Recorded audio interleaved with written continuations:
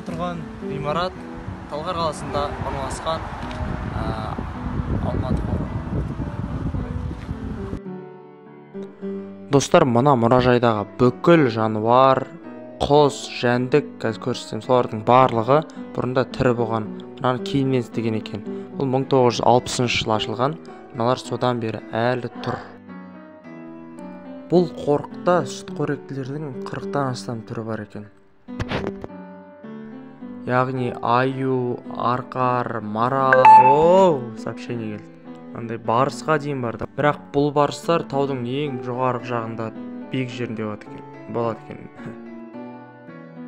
Сосын осындай арқар бар. Бүркітке ұқсайтын не мынау? Сондай бірдеңке. Сосын мынау бар. Сосын мұнда тиянақты қорғаудың нәтижесінде еліктердің 500-дей саны бар екен. 500-дей елік бар екен. В общем, мына жақта қатып тұрған бүкіл жануарларды өсіп қатыратын жұмыс бар ғой. Даже ғылым деп айтса да болады. Таксидермия деп аталады екен. Ал істейтін адам таксидермист, ал адамдарды таситын адамды таксист дейді. Таксидермист деген осындай жануардың терісін алады, терісін сыпырады, одан кейін сүйегіне проволока салады, яғни сүйегі тұрып тұру үшін. Сөйтіп осындай неше түрлі позада істейді екен.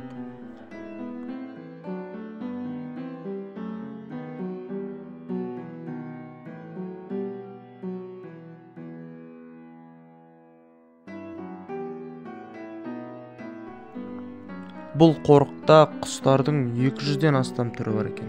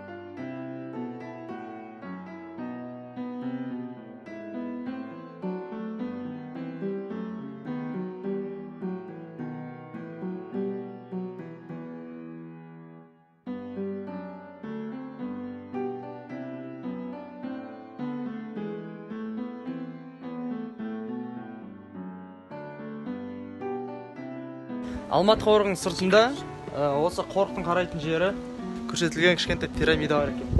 пирамидасы андай. В общем, бұл жерде аралас жапырақты орман белдеуі теңізден кейін 1200-1600